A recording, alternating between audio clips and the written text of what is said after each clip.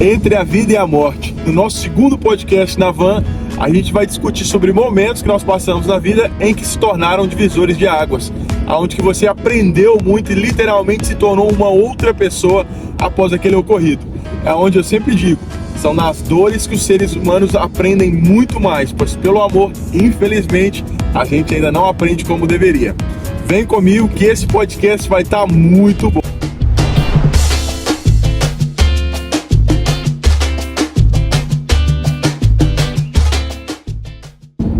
Fala comigo, seus lindos, suas lindas, começando mais um podcast na van, com essas delicinhas aqui do meu lado, esses meninos que trabalham muito, Cici, Cledinho, e o tema de hoje é sensacional, vai ser muito importante você ficar com a gente até o final, porque talvez se você não tenha passado por uma situação em que você colocou a sua vida em risco, e que depois disso você pode talvez se espelhar em nossas experiências e assim começar a ver a vida de uma forma diferente. Foi o que aconteceu comigo. Lembra que nos vídeos do canal eu sempre comento, pessoal, esse canal tem o intuito da gente trocar figurinhas, não existe certo ou errado, e vai ser sempre um lugar seguro, onde eu posso ser eu, você pode ser você, e junto a gente pode ser quem a gente quiser. Então fica ligado. Sem rótulos, e aonde qualquer pessoa aqui nesse canal é bem-vinda. E aqui no podcast vai ser mais uns papos descontraídos, assuntos aleatórios, para que a gente possa ouvir opiniões diferentes, não ser sempre eu ali conversando sobre o mesmo tópico, sobre o mesmo assunto. E como eu já abri o vídeo falando, eu vou dar espaço para o Cici, que vai contar a história dele hoje, que segundo ele foi o divisor de águas da vida dele. Eu não sei do que se trata, porque eu gostaria de ouvir pela primeira vez com vocês, para que a gente possa sentir a mesma emoção. Agora, se não for um divisor de água e for uma história bem chata, vocês vão ver eu batendo na cabeça dele aqui na frente de todo mundo aqui, e eu parando na van e chutando ele pro lado de fora. E aí, galera, então, agora vamos contar aqui uma história que aconteceu comigo, que pra mim foi marcante, assim, que me fez pensar bastante, um pouco mais sobre a vida e sobre a valorização com as pessoas. Estávamos eu e dois amigos meus, estávamos indo para uma praia. Quem eram? Quem são? Daniel, que foi um rapaz que trabalhou com a gente, era funcionário do meu pai, e o irmão dele, o Eliseu. Certo. Nome bíblico. Aí tem o Alcione. Aí nós fomos para lá, né? Eram jovens, eu acho que nós tínhamos por volta de 18, 20 anos. Muito tempo atrás. Pra quem não sabe, Cici vai fazer 40 ano que vem. Não tem cara, mas vai. Exatamente. E aí nós fomos, né? Inocentemente eu já de uma área esportiva, sempre pratiquei esporte, sempre joguei futebol, sempre joguei vôlei, gostava de natação, então era bem atlético, né? E gostava muito de ir ao rio nadar. Eu moro no Pará, em Conceição do Araguaia, onde a gente tem a margem do rio Araguaia, é uma coisa linda de Deus. Linda, verdade. Então eu ia sempre nadar nos meus dias de folga. E certo dia nós fomos numa ilha, eu e esses dois amigos, né? E a gente já tinha passado a época do veraneio, e nós deixamos o que carro. É veraneio? Veraneio é a época, mês de julho, como se fala, o verão a temporada de verão, né? Onde as praias ficam cheias e tal, recebe muito turista. Nossa cidade é uma cidade turística, né? Conceição do Araguaia, recebe muito turista de vários lugares do mundo. O nosso carro encostado 1,5 km. Então havia um lugar onde vocês estacionavam e com isso vocês tinham que andar mais ou menos 1 km para chegar num lugar onde vocês nadavam, é isso? Nadar, exatamente. Um banho lá, a gente ia nadar na correnteza e tudo mais, que não é fácil, né? E esse meu amigo Daniel, ele já tinha já um certo conhecimento sobre o rio onde a gente ia. Isso, exatamente. Certo. Nós já fomos outras vezes, mas o irmão dele, muito inocente, não saía quase de casa, resolveu ir com a gente também. Certo. E aí eu falei pra ele assim, galera, nós vamos fazer um corte nessa correnteza, isso próximo à água já. Vamos fazer um corte nessa correnteza, passar sobre o pedral pra gente não parar no pedral, porque quando chega no pedral trava, para, não tem como nadar, fica ruim e é muito fundo o rio. E a gente fez uma volta nadando que daria a média ali de uns 600 metros, eu não sei calcular muito bem. Certo. Mas era um percurso longo. E disso eu fui primeiro. E foi onde eu senti no coração que eu tinha que ter, depois que tudo aconteceu, eu tinha que ter esperado. Os meninos terem...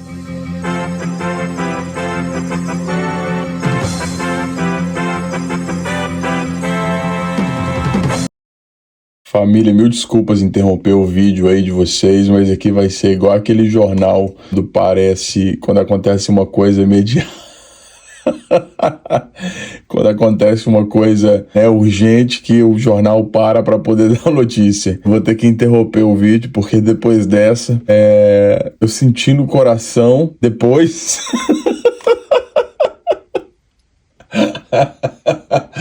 Ai, Xixi, só você sentiu no coração depois, só depois que aconteceu a tragédia que você sentiu no coração. Sente no coração é antes, meu jovem. Aí você fala, ai, não vou fazer, ai, vou fazer isso. Não é depois, não, depois fica muito fácil sentir no coração. É isso, gente, continua com a gente assistindo esse vídeo que tá muito bom. Ter ido antes, pelo fato de eu ter mais resistência e tal. Certo. E fui. No que eu fui primeiro, o Daniel, que também em teoria tinha bastante resistência, foi depois de mim. Só que eu fiquei assim... E o rapaz que não tinha muito conhecimento, ele acabou ficando pra trás. Ficou uns 50 metros atrás e deixou pra entrar, porque eu acho que ele ficou com receio e com medo de entrar na água. Olha que ideia. Um rio traiçoeiro, então, a gente os mais não sabe experientes foram pra frente, a pessoa com menos... Exatamente. Menos.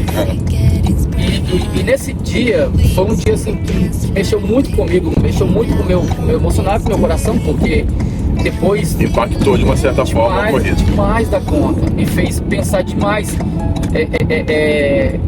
o quanto a gente tem que valorizar o valor, dar valor mais aos próximos e não esperar que as coisas aconteçam para depois a gente chegar e falar o quanto eu amava fulano, o quanto eu gostava de fulano, né? A gente não pode perder tempo, nenhum momento, para fazer feliz quem nos faz feliz.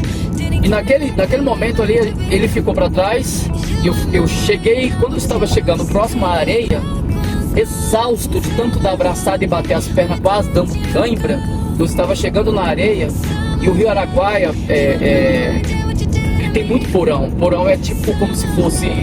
Você chega, anda um pouquinho, a água tá no joelho, vamos supor, né? A água tá no joelho. Do nada, pá, você cai no buraco. Certo. E ali é um perigo tremendo. E eu cheguei na areia super exausto, parei e fiquei no chão largado, porque eu não tinha resistência pra mais nada. Quando eu olhei pra trás, o Daniel já tava gritando, dizendo pra mim assim, tipo, que eu não tava conseguindo, tá dando cãibra na minha perna. Ele tava mais ou menos uns 100 metros atrás, eu não sei, 100 metros não. Daniel foi o último a entrar? Não, foi o segundo. E aí eu fiquei muito preocupado. Falei, cara, o que eu vou fazer? Eu não posso fazer nada. E aí ele muito cansado, o irmão dele que estava a alguns metros atrás pediu socorro. Então o segundo já tinha ficado exausto, cansado, a ponto de começar a gritar, de falar que estava dando cãibra. O irmão dele, que estava por último, começou a ter problema também. Exatamente. Certo. Exatamente. E aí eu não sabia, naquele momento eu não sabia o que fazer. Eu não sabia, não tinha ninguém na praia, a praia estava deserta, porque já tinha passado a época de veraneio. E eu fiquei super desesperado naquela hora. O Daniel, por ser irmão dele, o que ele fez? Ele olhou para trás, não poderia deixar o irmão acontecer nada de pior com o irmão dele. Ele voltou mesmo sem ter energia nenhuma, sem força nenhuma, voltou atrás para pedir para salvar o irmão dele, e ele gritava para mim, porque a água é muito traiçoeira, a gente não sabe onde está pisando. E ele voltou. No momento que ele voltou para trás, eu comecei a caminhar pro rumo do carro para me pegar alguma corda, procurar o que a gente tinha dentro do carro, para tentar jogar até eles, para me tentar puxá-los, algo do tipo. Não, mas o carro a 1 quilômetro de onde vocês pararam, morreu todo mundo. Então, eu não tinha energia. Não, eu sei que você fez com boa intenção, que é uma história bonita e Você tal. acredita que eu saí gritando socorro? Mas você saiu gritando pra poder ir pro carro, parou 1 quilômetro pra pegar um povo que já tá se afogando, voltou, já acabou. Desculpa, Daniel, e as pessoas envolvidas, não é que é graça o momento, mas é que o desespero é tão grande que a pessoa não raciocina direito, né? Ela tentou achar uma possibilidade naquilo que convinha, o carro, vou no carro, ver se eu acho uma corda. Mas aí ele voltou para pegar o irmão, você estava tentando achar ajuda, e como é que foi o desfecho dessa história? resgatar o irmão dele, porque ele tá salvado, falei, de qualquer forma. Mas esse último que tava com mais problema, ele tava a Eliseu. qual distância, o Eliseu, ele tava a qual distância de onde ele tinha saído? Não dava pra ele voltar? Não dava porque tinha que Perdão. voltar pelo pedral, a correnteza é forte, você nada, às vezes dá aquela sensação de que não sai do lugar. Sim, correnteza, É muito complicado. Aí o Daniel voltou pra ajudar o irmão dele.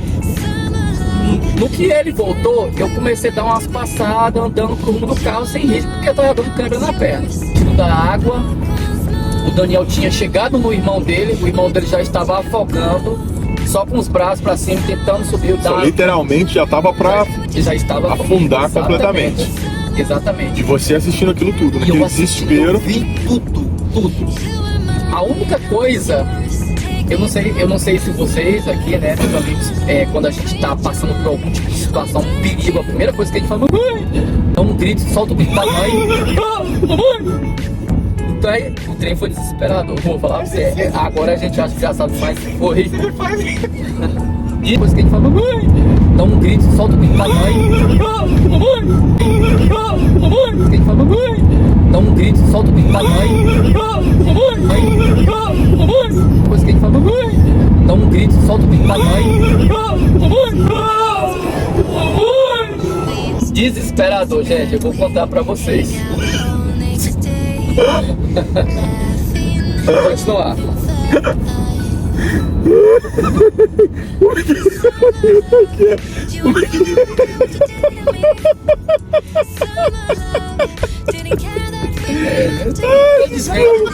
I'm sorry. Desculpa, os meninos não estão envolvidos. Peraí, um momento. Gritei minha mãe, viu?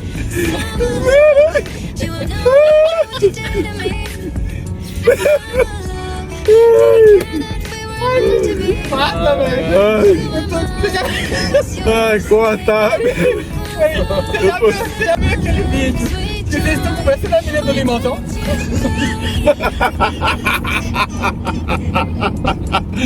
Aquele meme do limão.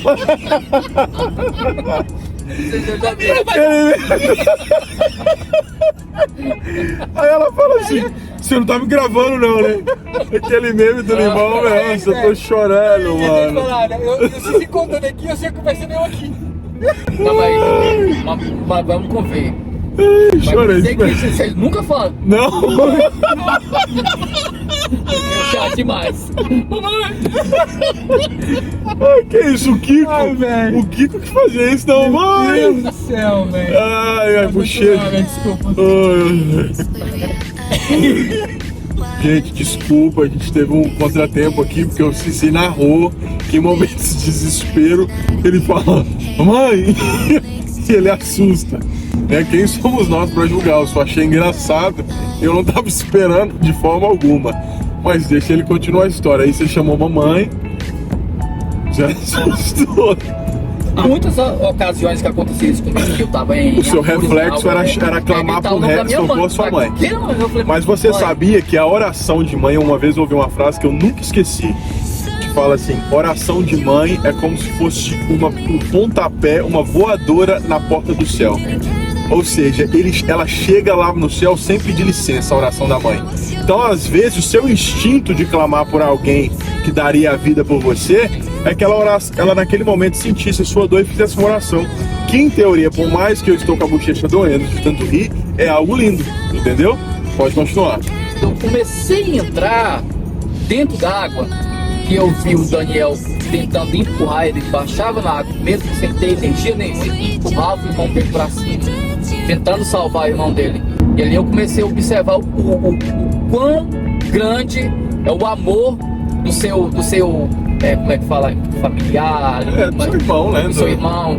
E a importância O vínculo familiar é muito E eu, grande. naquele momento, eu não poderia fazer outra coisa, que eu pensei, se eu entrar, eu não sei se é até pecado ou é errado falar isso, talvez morreria nós três. Sem sombra de dúvida. Acontece diversas Sabe? vezes, gente. Afogamento, normalmente a pessoa que entra para salvar, acontece muito de acabar perdendo a vida junto com a pessoa. Uma informação muito importante.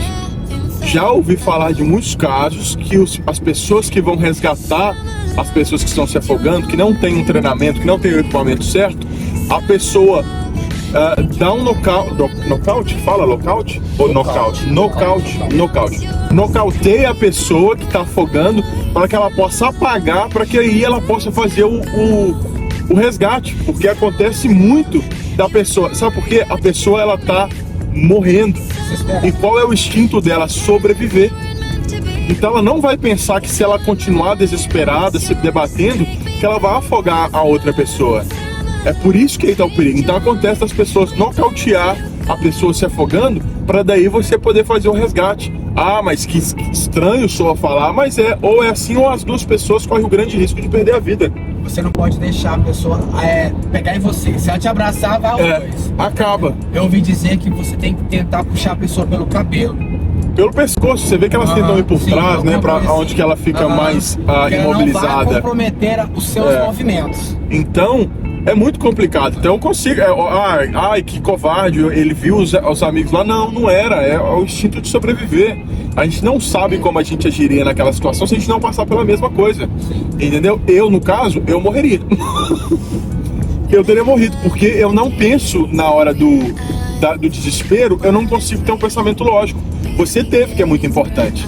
Eu não teria um pensamento lógico. Poderia ter acontecido bem, teria sido bem pior. Mas enfim, por fim o irmão dele conseguiu tirar ele da água. Então, nesse momento que eu comecei a entrar na água, como tinha dito, eu não tive reação para entrar, porque quando a água bateu no meu joelho, eu falei, eu vou morrer junto com eles. E aí a minha reação meu corpo todo já tava com calafrio, eu não conseguia, eu não tinha reação pra nada, zero. E naquele momento a única coisa que eu falei foi assim, Deus, eu me ajoelhei, só isso. Eu fiquei de joelho na água, né? E baixei a cabeça um pouco. Se a água tava no seu joelho, você ajoelhou, a água ficou no seu umbigo. Mais ou menos. Quando eu baixei, eu fiquei de joelho na areia, mas a areia é embaixo, claro, né? Eu desci e me ajoelhei. Sou bem engraçadinho. Me ajoelhei nesse momento, eu tinha falado Deus, eu pedi. Isso só clamou. Independentemente de sua religião, independentemente de sua... Por fim, ele conseguiu sair da água com o irmão dele. Nesse momento, quando eu ajoelhei e tinha falado Deus, quando foi assim uns 10 segundos depois, quando eu tinha dito o rio Araguaia é muito cheio de porão, muito altos e baixos. A água era muito acima da nossa cabeça. Eles encontraram um morrinho no meio do nada da água, muito distante da areia, e eles ficaram ali durante uns 5 minutos até descansar. Foi o tempo mais ou menos que eu fui lá buscar uma corda para tentar ajudá-los.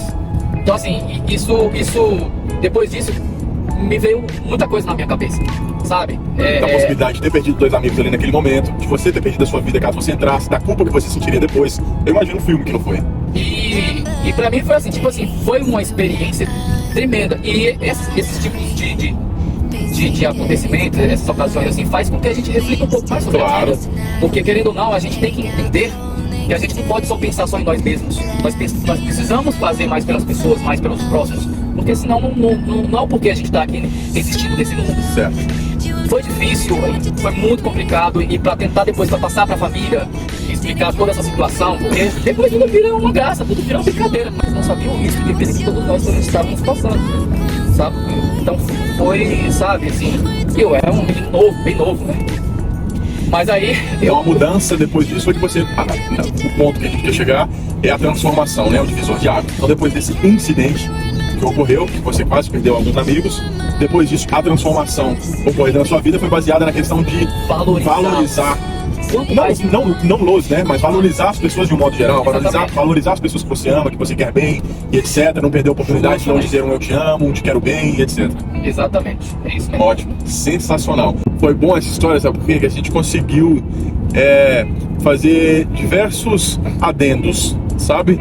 De adicionar umas coisinhas aqui e ali, e foi bacana. É isso. Obrigado, Cici. Valeu. Eu tenho várias histórias que eu poderia relatar que foram divisores de águas e que eu me transformei depois de determinado ocorrido, sendo ele grave ou incidente ou algo mais simples mesmo do cotidiano. Diversos momentos, inclusive momentos rápidos, tipo de segundos, minutos, que eu ouvi alguma coisa, que eu escutei algo que foi transformador para mim. Literalmente passei a viver a minha realidade de uma forma distinta. Eu iria falar para vocês dos meus sequestros, porque eu fui sequestrado 2 vezes, uma em Belo Horizonte e uma em São Paulo. E o primeiro sequestro, principalmente, ele foi muito traumatizante, porque eu passei um dia para o outro, fui encontrado no meio da rua, me drogaram o suficiente para querer me matar, para que desse a entender que eu havia tido uma overdose, algo do tipo. E o segundo sequestro foi um pouco mais tranquilo comparando com o primeiro. Mas como eu quero fazer um vídeo pro canal falando só sobre o meu sequestro, eu vou falar então da questão da importância que a terapia teve na minha vida.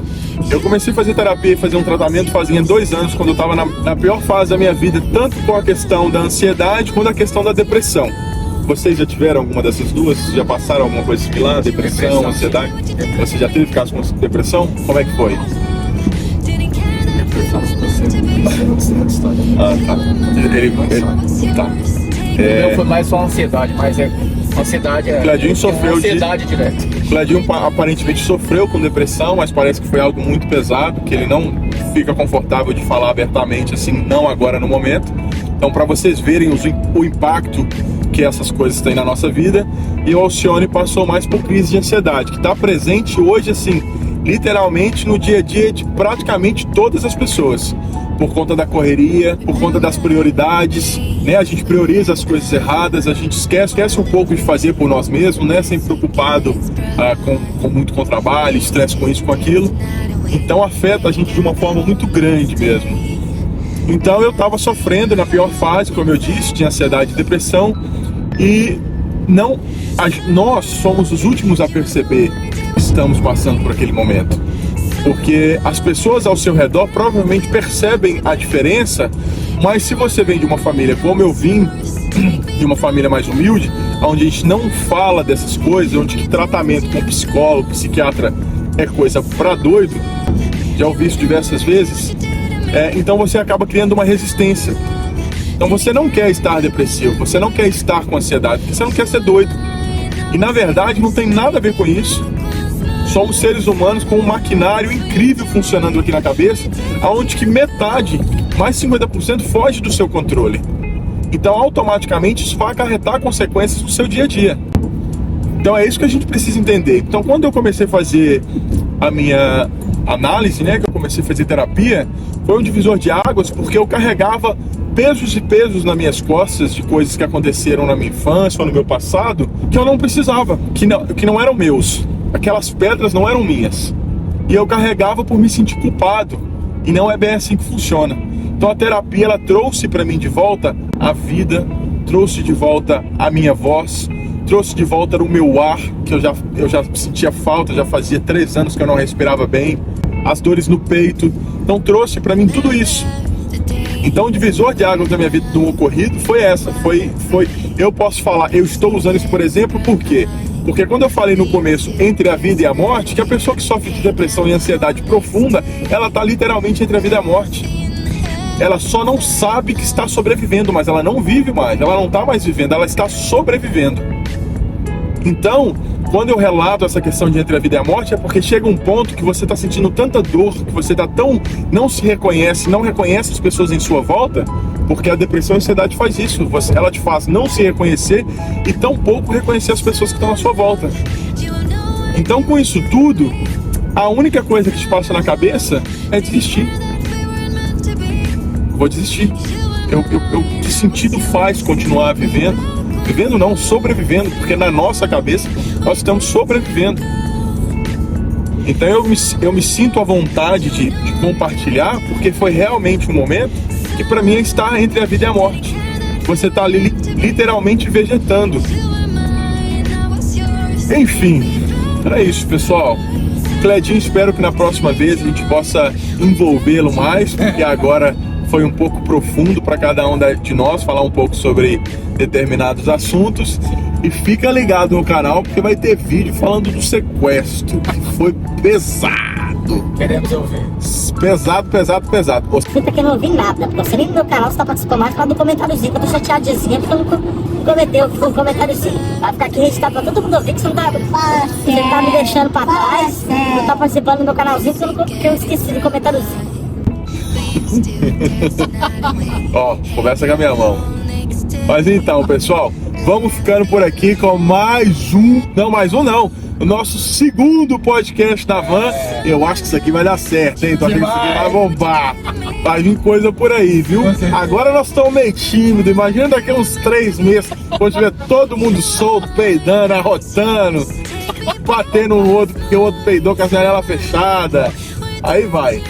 Enfim, gente, bom demais estar com vocês. Fiquem com Deus, sejam fortes, sejam únicos, sejam vocês. Nós vamos ver vocês em breve. Beijão. Até mais. Tchau, tchau. Valeu.